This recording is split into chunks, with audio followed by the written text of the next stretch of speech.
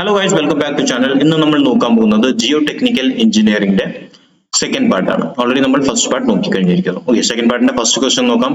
The coefficient of compressibility of soil is the ratio of stress to strain ആണോ, strain to stress ആണോ, stress to settlement ആണോ, rate of loading to that of settlement ആണോ? ഇതിന്റെ graph നോക്കാം നമുക്ക്. എങ്ങനെയാണ് ഇതിന്റെ ഗ്രാഫ്? compressibility എന്ന് പറയുന്നത് void ratioന്റെയും സ്ട്രെസ്സിന്റെയും വേരിയേഷൻ ആണ്. അതിങ്ങനെയാണ് ഗ്രാഫ് വരുന്നത്.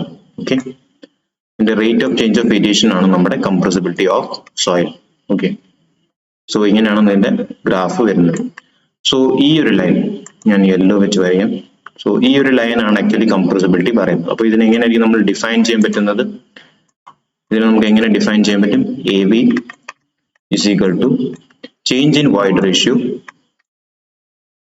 അതേപോലെ ചേഞ്ച് ഇൻ സ്ട്രെസ്.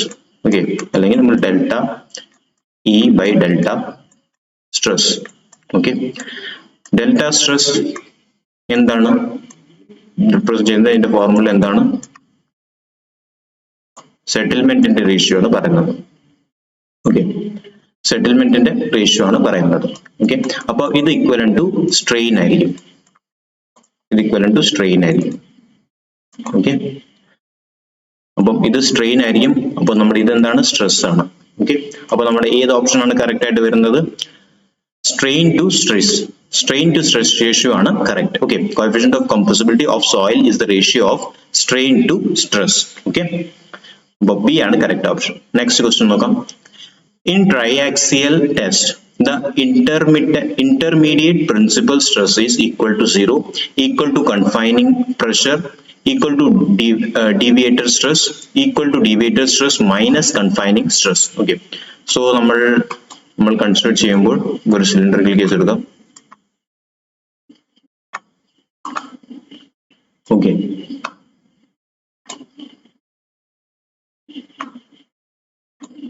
സോ നമ്മൾ ഇവിടെ ലോഡ് കൺസിഡർ ചെയ്യുമ്പോൾ ഇങ്ങനെയാണ് വരുന്നത്.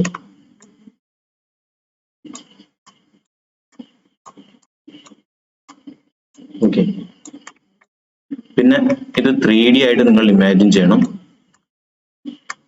ഇത് പെർപെൻഡിക്കുലർ ടു സ്ക്രീനിന്റെ പുറത്തുനിന്ന് അകത്തോട്ടാണ്. അതേപോലെ ആ സൈഡിൽ നിന്നും ഇതേപോലത്തെ ഒരു ഫോഴ്സ് ആക്ട് ആകുന്നുണ്ട്.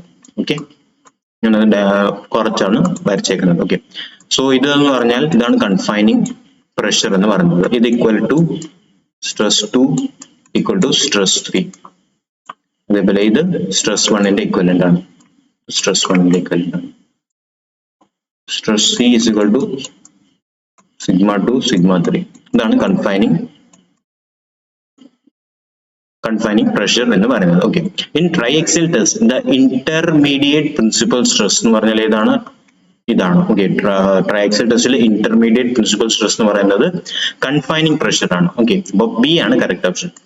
Triaxial test intermediate principal stress is equal to confining pressure. Okay, next question. Which of the following statement is false? ഇതിൽ ഏത് സ്റ്റേറ്റ്മെന്റ് ആണ് തെറ്റ്? Clay deposits are more porous than sand beds.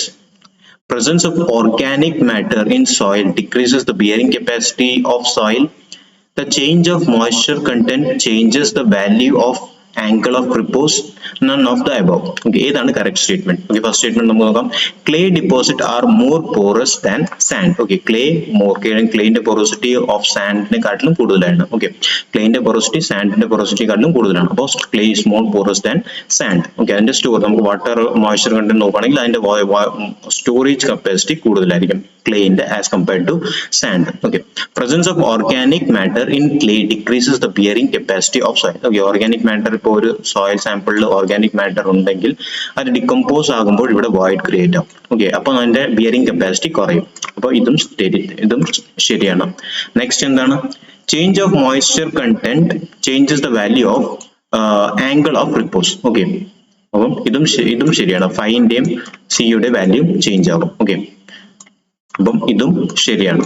A B C എല്ലാം ശരിയാണ്. ഏത് statement ആണ് false എന്നാണ് ചെയ്തത്? അപ്പോൾ ഇത് നമുക്ക് ഡീനെയാണ് മാർക്ക് ചെയ്യേണ്ടത്. ഓക്കെ, അപ്പൊ 3 സ്റ്റേറ്റ്മെന്റ് ശരിയാണ്. ഡീനെയാണ് നമ്മൾ മാർക്ക് ചെയ്യേണ്ടത് ഏത് സ്റ്റേറ്റ്മെന്റ് ഫാൾസ് ചോദിക്കുമ്പോൾ. Okay, next question.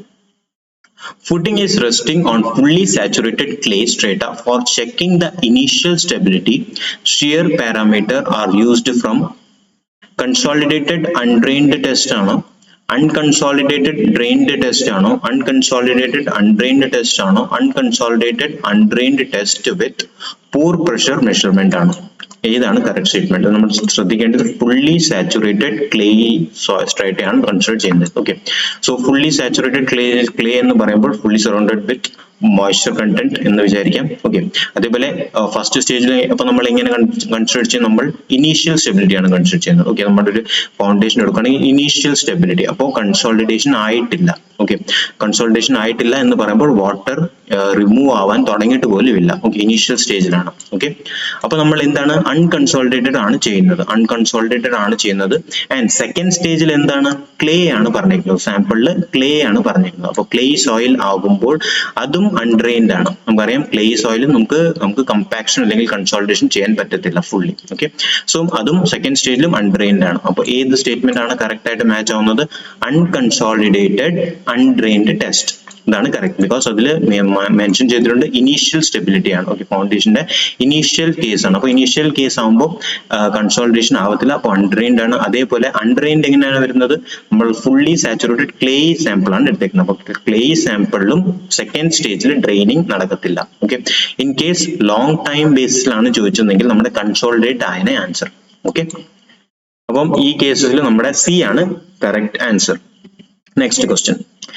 The shear strength of in plastic undrained clay is due to shear strength എന്ത് കാരണമാണ്? പ്ലാസ്റ്റിക് undrained clay ന്റെ is due to intergranular friction ആണോ, internal friction ആണോ, cohesion ആണോ, none of these ആണോ? So shear strength mainly എന്തുകൊണ്ടാണ്? cohesion കാരണമാണ്. Okay, cohesion കാരണമാണ് നമ്മുടെ shear strength increase ആവുന്നത്. Okay, next question. The coefficient of active earth pressure K വെച്ച് നമ്മൾ അതിന്റെ കോഎഫിഷ്യന്റ് ഡെനോട്ട് ചെയ്യുന്നത്. Coefficient of active earth pressure coefficient of active earth pressure for cohesionless soil is given by 1 plus sin theta by 1 minus sin theta, 1 minus sin theta by 1 plus sin theta, 1 plus tan theta by 1 minus tan theta, 1 plus cos theta by 1 minus cos theta. ഇതാണ് correct answer. K യുടെ value ആണ് ചോദിച്ചിരിക്കുന്നത് 1 minus sin theta by 1 plus sin theta ആയിരിക്കും. അതേപോലെ K P ആണ് അല്ലെങ്കിൽ passive pressure ആയിരുന്നു ചോദിച്ചതെങ്കിൽ ഇത് നമ്മൾ മാർക്ക് ചെയ്തേനെ. അപ്പോൾ ഇത് ഈ ഒരു സ്റ്റേറ്റ്മെന്റിൽ ബി ആണ് correct answer. Okay, next question. Rankine's theory for active earth pressure is based on the assumption that retained material is homogeneous and cohesionless. Frictional resistance between the retaining wall and the retained material is neglected. Failure of the retained material takes place along a plane called as rupture plane. All the options are correct. അപ്പോൾ നമ്മൾ ഏതാണ് Rankine's theory നമ്മൾ consider ചെയ്യുന്നത്? retained material is homogeneous and cohesionless. retained material നമ്മൾ എടുത്ത material homogeneous and cohesionless ആണ്, correct ആണ്. friction resistance between retaining wall and retained material is neglected. Okay, നമ്മൾ ഇതും കറക്റ്റ് ആണ്. നെക്സ്റ്റ് എന്താണ്? failure of retained material takes place along a plane is called as rupture plane. അപ്പോൾ ഇതും correct ആണ്. all the statements are correct. Okay, അപ്പോൾ നമ്മൾ assumption ആണ്. ഓക്കെ, Rankine's theory അപ്പോൾ all the statements are correct. എല്ലാ ഓപ്ഷൻസും correct ആണ്. D ആണ് correct option. Okay, next question. For bulk head, which of the following earth pressure theory is applied directly? Bulk ഹെഡിന്റെ case എന്ന് പറയുന്നത് നമ്മുടെ sheet പൈലിന്റെ case ആണ്. ഓക്കെ, ബൾക്ക് ഹെഡിന്റെ കേസ് എന്ന് പറഞ്ഞാൽ ഷീറ്റ് പൈലിന്റെ കേസ് ആണ്. അപ്പൊ ഏത് തിയറിയാണ് ആപ്ലിക്കബിൾ? Coulomb's theory ആണോ, Rankine's theory ആണോ, Coulomb's theory and Rankine's theory ആണോ, അതോ none of these ആണോ? ഓക്കെ, നമ്മൾ ശ്രദ്ധിക്കേണ്ട കാര്യം എന്ന് പറയുന്നത് Coulomb'സും നമ്മുടെ Rankine theory എന്ന് പറയുന്നത് റിജിഡ് കേസസിലാണ് ആക്റ്റീവ് ആയിട്ടുള്ളത്. നമ്മുടെ റിജിഡ് കേസ് കണ്ടീഷനിലാണ് നമ്മൾ അപ്ലൈ ചെയ്യുന്നത്. ബൾക്ക് ഹെഡ് കേസ് എന്ന് പറഞ്ഞാൽ റിജിഡ് കണ്ടീഷൻ ആയിട്ട് കൺസിഡർ ചെയ്യത്തില്ല. ഓക്കെ, അപ്പൊ നമ്മൾ ഏതാണ് കറക്റ്റ് ആൻസർ എന്ന് പറയുമ്പോൾ ഡി ആണ് correct option. None of these ആണ് കറക്റ്റ് ഓപ്ഷൻ. ഷീറ്റ് പാനലിന്റെ കേസിന് നമ്മൾ Coulomb's theoryയും Rankine's theoryയും ആപ്ലിക്കബിൾ അല്ല. ഇതാണ് bulk head. Okay, next question. A plate load test is used to determine bearing capacity of foundation, settlement of foundations, A and B. None of this. ഏതാണ് correct answer? A option. plate load test used to determine ആണ് ചോദിച്ചിരിക്കുന്നത്. plate load test നമ്മൾ ഏതിനാണ് consider ചെയ്യുന്നത്? bearing capacity of foundation and settlement of foundation. Okay, അപ്പോൾ option B and C, sorry A and B, C ആണ് correct option. B A രണ്ട് സ്റ്റേറ്റ്മെന്റും correct ആണ്. A സ്റ്റേറ്റ്മെന്റും second സ്റ്റേറ്റ്മെന്റും correct ആണ്. അപ്പോൾ ആൻസർ നമ്മൾ ടിക്ക് ചെയ്യേണ്ടത് ബോത്ത് എ ആൻഡ് ബി ആണ്. Okay, next question. Standard penetration resistance in very stiff clay lies between 2 and 4, 4 and 8, 8 and 15, 15 and 30. Okay, നമ്മൾ consider ചെയ്യേണ്ടത് കേസ് ഒരു ടേബിൾ യൂസ് ചെയ്താണ് നമ്മൾ കൺസിഡർ ചെയ്യേണ്ടത്. ഓക്കെ, നമ്മൾ നമ്മുടെ കൺസിഡർ എന്ന് പറയുമ്പോൾ എങ്ങനെയാണ്? ആദ്യം നമ്മൾ നോക്കേണ്ടത് very soft, very soft. Okay, very soft clay, soft, പിന്നെ medium stiff, stiff,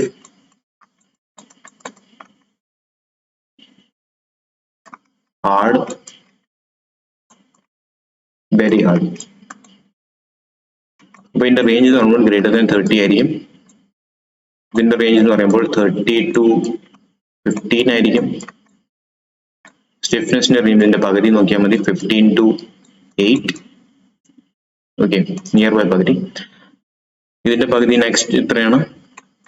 4 to 8 to 4, 4 to 2, 0 to 2. അപ്പൊ നമ്മുടെ ക്വസ്റ്റ്യൻ ഏതാണ് ചോദിച്ചിരിക്കുന്നത്? വെരി സ്റ്റിഫ് കേസ് ആണ് ചോദിച്ചിരിക്കുന്നത്. Okay,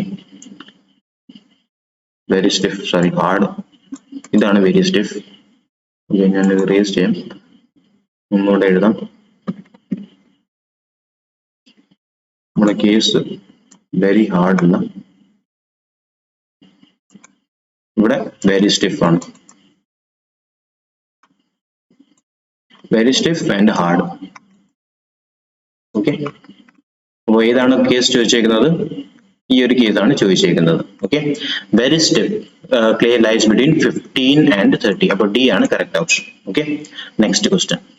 A shallow foundation is defined as a foundation which has low bearing capacity, has a depth of embedment less than its width, is resting on the ground surface, cause less settlement. ഏതാണ് correct option?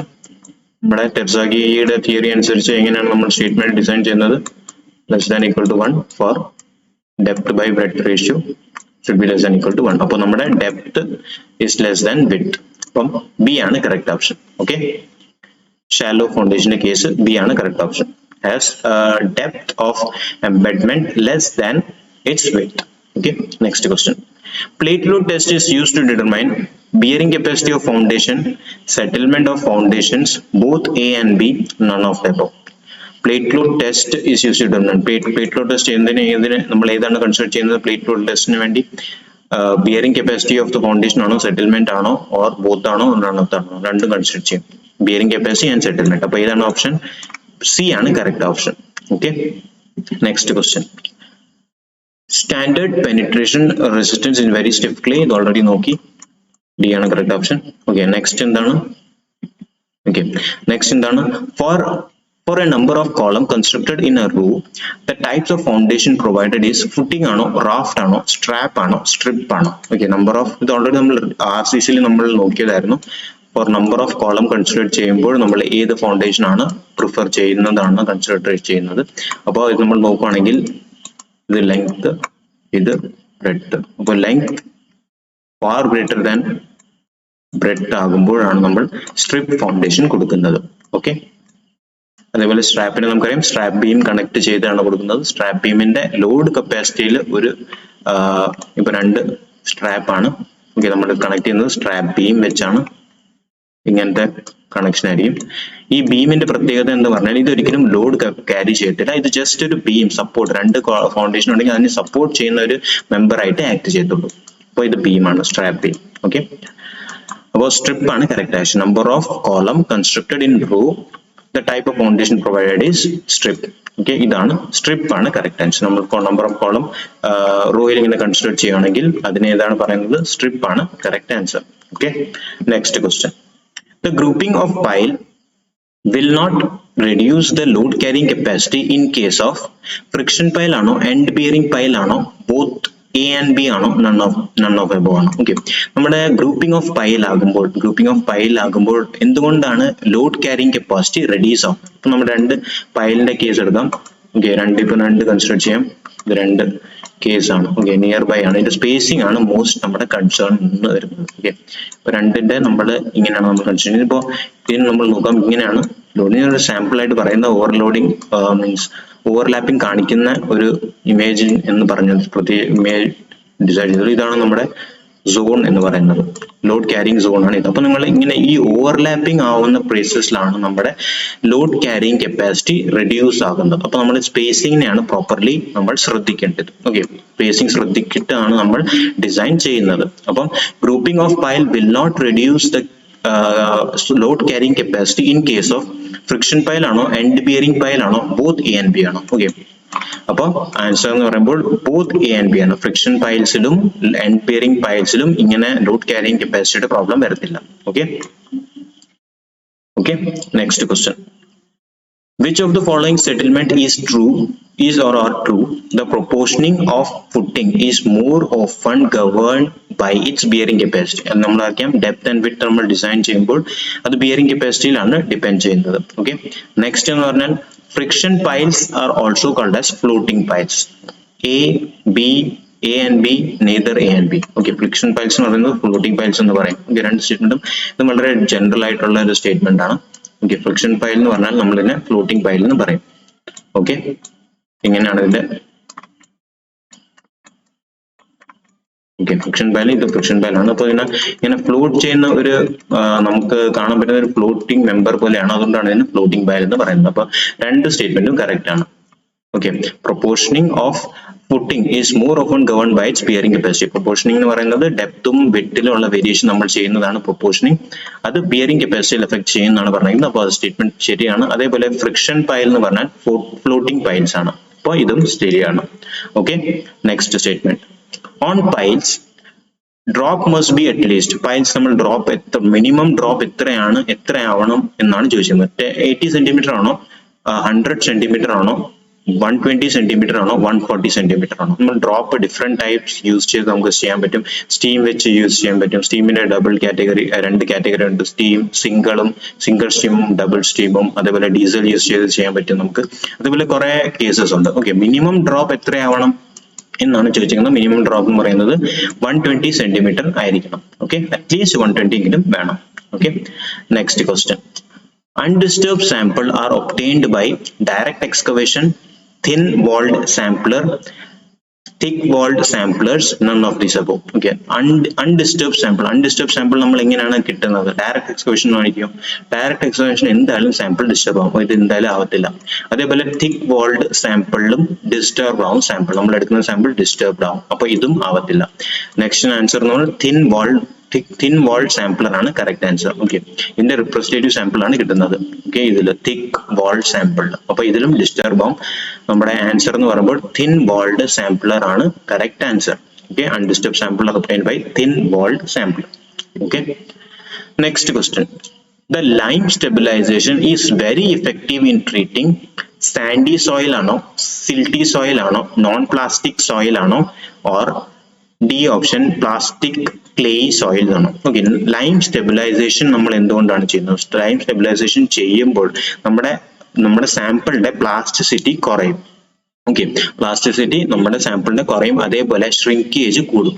Okay, shrinkage കൂടും, plasticity കുറയും. Shrinkage കൂടും, അതേപോലെ plasticity കുറയും. അപ്പൊ നിങ്ങൾ ഓപ്ഷനിൽ consider ചെയ്യുമ്പോൾ ഏതോ ആണ് ഏറ്റവും പ്ലാസ്റ്റിസിറ്റി കുറയാനുള്ള ചാൻസ്? സാൻഡി സോയിൽ ആണോ, സിൽട്ടി സോയിൽ ആണോ, നോൺ പ്ലാസ്റ്റിക് ആണോ, പ്ലാസ്റ്റിക് ക്ലേ സോയിൽ ആണോ? ഇതിലാണ് ഏറ്റവും കൂടുതൽ പ്ലാസ്റ്റിക് ഉള്ളത്, ഇതാണ്. ഓക്കെ, അപ്പോൾ ഏറ്റവും കൂടുതൽ എഫക്റ്റീവ് ലൈം സ്റ്റെബിലൈസേഷൻ ഏതിലായിരിക്കും? പ്ലാസ്റ്റിക് ക്ലേ സോയിലായിരിക്കും. ഓക്കെ, അപ്പം ഡി ആണ് correct option. Okay, next question എന്താണ്?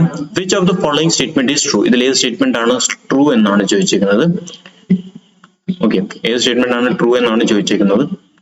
Sorry. On an absolutely rigid foundation base, the pressure will be at the edge of the foundation. Okay, pressure എന്ന് പറയുന്നത് edge of the foundation ആയിരിക്കും എന്നാണ് പറഞ്ഞത്. On absolutely rigid foundation, the base, the pressure will be uniform. Pressure uniform എന്നാണ് പറഞ്ഞിരിക്കുന്നത്. അതേപോലെ on absolutely rigid foundation, pressure will be non-uniform എന്ന് പറയുന്നത്. On absolutely rigid foundation, base pressure will be 0 at the center. of the foundation എന്നാണ് പറഞ്ഞിരിക്കുന്നത്. അപ്പോൾ നമ്മുടെ consider ചെയ്യുന്നത് റിജിഡ് ഫൗണ്ടേഷന്റെ കേസാണ്. ഓക്കെ, റിജിഡ് ഫൗണ്ടേഷന്റെ കേസിൽ എന്താണ് നമ്മുടെ യൂണിഫോം ആയിട്ടുള്ളത്? രണ്ട് സ്റ്റേറ്റ്മെന്റ് ഉണ്ട്, അത് വളരെ ഇമ്പോർട്ടന്റ് ആണ്. ഓക്കെ, റിജിഡ് സ്റ്റേറ്റ്മെന്റ് കേസിൽ നമ്മൾ നോക്കുകയാണെങ്കിൽ സെറ്റിൽമെന്റ് എന്ന് പറഞ്ഞാൽ അത് യൂണിഫോം ആയിരിക്കും. സെറ്റിൽമെന്റ് യൂണിഫോം ആയിരിക്കും. അതേപോലെ നമ്മൾ നോക്കുകയാണെങ്കിൽ pressure distribution vary ചെയ്യും, depends on soil to soil. Okay, pressure distribution vary ചെയ്യും. Okay, pressure distribution vary ചെയ്യും. Okay, so pressure distribution vary ചെയ്യും. നമ്മുടെ സെറ്റിൽമെന്റ് ഡിസ്പ്ലേസ്മെന്റ് അല്ലെങ്കിൽ സെറ്റിൽമെന്റ് എന്ന് പറയുന്നത് കോൺസ്റ്റന്റ് ആയിരിക്കും. അതേപോലെ പ്രഷർ എന്ന് പറയുന്നത് നോൺ യൂണിഫോം ആയിരിക്കും. ഓക്കെ, അപ്പൊ നമ്മുടെ ഏതാണ് correct answer? On the absolute rigid foundation pressure will not be uniform. Pressure uniform ആയിരിക്കത്തില്ല. ഓക്കെ, നമ്മുടെ സെറ്റിൽമെന്റ് യൂണിഫോം ആയിരിക്കും. അതേപോലെ പ്രഷർ ഡിസ്ട്രിബ്യൂഷൻ വേരി ചെയ്യും സോയിൽ ടു സോയിൽ. അപ്പോൾ നമ്മുടെ പ്രഷർ ഡിസ്ട്രിബ്യൂഷൻ വേരി ചെയ്തുകൊണ്ടേയിരിക്കും. ഓക്കെ, അപ്പോൾ സി ആണ് correct option. Next question. Total pressure on vertical face of the retaining wall of height h per unit run exerted by the retaining earth weighing W per unit weight, volume and angle of repose is given by WH into 1 minus sin theta by 1 plus sin theta ആണോ, WH square by 1 minus sin theta by 1 plus sin theta ആണോ, WH square by 2 into 1 minus sin theta by 1 plus sin theta ആണോ, WH square by 3 into 1 minus sin theta by 1 plus sin theta ആണോ? Okay, നമ്മുടെ ഓപ്ഷനിൽ നോക്കുകയാണെങ്കിൽ എല്ലാം ഒരു active പ്രഷറിന്റെ ആണ് value ആണ് പറഞ്ഞിട്ടുള്ളത്. ഓക്കെ, നമ്മൾ ഓൾറെഡി നോക്കി 1 minus sin theta by 1 plus sin theta എന്ന് പറയുമ്പോൾ ആക്റ്റീവ് പ്രഷറിന്റെ വാല്യൂ ആണ്. ഓക്കെ, പിന്നെ അതിന്റെ കൂടെ നമ്മൾ പ്രഷറിന്റെ വാല്യൂ കൺസിഡർ ചെയ്യുമ്പോൾ ടോട്ടൽ ഫോർമുല എങ്ങനെയാണ് ഡിസൈൻ ചെയ്യുന്നത്? Coefficient of active pressure into gamma into h square by 2. Okay, അപ്പോൾ ഏതാണ് കറക്റ്റ് ആൻസർ? ഡബ്ല്യൂനെ യൂണിറ്റ് വെയിറ്റ് വെച്ച് റിപ്ലേസ് ചെയ്തു. ഓക്കെ, അപ്പോൾ ഡബ്ല്യു യൂണിറ്റ് വെയിറ്റ് വെച്ച് റിപ്ലേസ് ചെയ്തു. അപ്പോൾ ഏതാണ് കറക്റ്റ് ആൻസർ എന്ന് പറയുമ്പോൾ WH square by 2 into 1 minus, okay, ഇത് നമുക്ക് KA എന്നും എഴുതാൻ പറ്റും ഇത് മാറ്റിയിട്ട്. ഓക്കെ, അപ്പോൾ WH square by 2 into KA അല്ലെങ്കിൽ 1 minus sine theta by 1 plus sine theta. അപ്പോൾ സി ആണ് correct option. Okay, next question എന്താണ്? ദ എക്സ്പ്രഷൻ ഫോർ ഡിസ്ചാർജിന്റെ എക്സ്പ്രഷൻ ആണ് ചോദിച്ചിരിക്കുന്നത്. Through the flow net for isotropic soil is given by, ഏതാണ് option പറഞ്ഞിരിക്കുന്നത്? KH into NF by ND ആണോ, KH under root NF by ND ആണോ, KH into NF by ND the whole square ആണോ, KH into NF by ND the whole cube ആണോ? ഏതാണ് correct answer എന്ന് പറയുമ്പോൾ നമ്മൾ ശ്രദ്ധിക്കേണ്ടത് ഐസോട്രോപിക് സോയിലിന്റെ ആണ് ചോദിച്ചിരിക്കുന്നത്. അപ്പോൾ ആൻസർ എന്ന് പറയുമ്പോൾ A ആണ്. Okay, in case non isotropic ആണ് ചോദിച്ചതെങ്കിൽ നമ്മുടെ ആൻസർ എന്ന് പറയുമ്പോൾ നമ്മുടെ കെന്റെ ഭാഗത്ത് നമ്മുടെ K ഇക്വലന്റ് വന്നതാണ്. ഓക്കെ, കെന്റെ ബേസിൽ K ഇക്വലന്റ് വന്നതാണ്. അപ്പോൾ K ഇക്വലന്റിനെ എങ്ങനെയാണ് റെപ്രസെന്റ് ചെയ്യുന്നത്? നമ്മൾ x ആക്സിസും KX KY എന്ന ഫോമിൽ റെപ്രസെന്റ് ചെയ്തതാണ്. ഓക്കെ, അങ്ങനെ നമ്മൾ സബ്സ്റ്റിറ്റ്യൂട്ട് ചെയ്തതാണ്. ഇത് നോൺ ഐസോട്രോപിക് സാമ്പിളിലാണ്. ഓക്കെ, ഇത് നോൺ ഐസോട്രോപിക് സോയിലാണ്. ഓക്കെ, അപ്പോൾ ഈ കേസിൽ ഏതാണ് കറക്റ്റ് ആൻസർ? A ആണ് കറക്റ്റ് ഓപ്ഷൻ. ഓക്കെ, നെക്സ്റ്റ് എന്താണ്? Geological cycle for the formation of soil. Geological cycle for the formation of soil എങ്ങനെയാണ്? upheaval, transportation, deposition, weathering, upheaval, transportation, deposition. അതേപോലെ transportation, upheaval, weathering, transportation, deposition, upheaval. ഏതാണ് correct answer? ഇപ്പൊ നമ്മൾ consider ചെയ്യുവാണെങ്കിൽ ഇവിടെ റോക്കിന്റെ നമ്മൾ എടുക്കാം, ഒരു പേരന്റ് റോക്ക് ആയിട്ട്. ഇത് ഡിസിൻറ്റഗ്രേറ്റ് ചെയ്യുകയാണ് ചെയ്യുന്നത്. ഡിസിൻറ്റഗ്രേറ്റ് ചെയ്ത് ബൈ മീൻസ് ഓഫ് വാട്ടർ അല്ലെങ്കിൽ എയർ ട്രാൻസ്പോർട്ട് ആകും. ഓക്കെ, അപ്പോൾ ട്രാൻസ്പോർട്ടേഷൻ. അപ്പോൾ ഫസ്റ്റ് സ്റ്റേജ് എന്താണ്? വെതറിങ്. സെക്കൻഡ് സ്റ്റേജ് എന്താണ്? ട്രാൻസ്പോർട്ടേഷൻ. തേർഡ് സ്റ്റേജ് എന്താണ്? തേർഡ് സ്റ്റേജിൽ നമ്മുടെ ഇങ്ങനെ ട്രാൻസ്പോർട്ട് ആയി ഒരു പ്ലേസിൽ റീച്ച് ആയി ഇത് ഡിപ്പോസിറ്റ് ആവാൻ തുടങ്ങും. ഓക്കെ, ഡിപ്പോസിറ്റ് ആയി എന്താവും? സെക്കൻഡ് സ്റ്റേജിൽ ഡിപ്പോസിറ്റ് ആയി പിന്നെ ഇത് റേസ് ചെയ്യാൻ തുടങ്ങും. ഓക്കെ, റേസ് ചെയ്ത് എന്താവും? അപ്ഹീവൽ ആവും. അപ്പൊ ഇതിനെ നമ്മൾ പറയുന്ന പേരാണ് അപ്ഹീവൽ. ഓക്കെ, എന്നിട്ട് പിന്നും ഇത് ഈ ഫസ്റ്റ് സ്റ്റേജിന്റെ ഫോമിൽ എത്തും. പിന്നെ ഇതേപോലെ സൈക്കിൾ കണ്ടിന്യൂ ആകും. അപ്പോൾ എങ്ങനെയാണ് ആകുന്നത്? ഫസ്റ്റ് വെതറിങ്, പിന്നെ transportation by means of air അല്ലെങ്കിൽ വാട്ടർ, പിന്നെ ഡിപ്പോസിഷൻ, പിന്നെ അപ്ഹീവൽ, പിന്നെ സൈക്കിൾ ഇങ്ങനെ കണ്ടിന്യൂ ആയിക്കൊണ്ടിരിക്കും. അപ്ഹീവൽ എന്ന് പറഞ്ഞാൽ ഈ ഒരു റോക്കിന്റെ കണ്ടീഷൻ. ഓക്കെ, അപ്പൊ നമ്മുടെ ഏതാണ് കറക്റ്റ് ആൻസർ എന്ന് പറയുന്നത്? Weathering, transportation, deposition, upheaval. ഇതാണ് കറക്റ്റ് ആൻസർ. ഓക്കെ, അതാണ് നമ്മുടെ ജിയോളജിക്കൽ സൈക്കിൾ. ഇതാണ് നമ്മുടെ സോയിലിന്റെ ഫോർമേഷന്റെ സൈക്കിൾ. വളരെ ഇമ്പോർട്ടന്റ് ആണ്. ഓക്കെ, സോ നിങ്ങൾക്ക് എന്റെ സെക്ഷൻ ഇഷ്ടപ്പെട്ടു എന്ന് പ്രതീക്ഷിക്കുന്നു. ഇഷ്ടപ്പെട്ടാൽ ലൈക്ക് ചെയ്യുക, കമന്റ് ചെയ്യുക, സബ്സ്ക്രൈബ് ചെയ്യുക. പിന്നെ നിങ്ങളുടെ ഫ്രണ്ട്സിന് ഇത് മാക്സിമം ഷെയർ ചെയ്യുക. Thank you guys, thanks a lot for watching.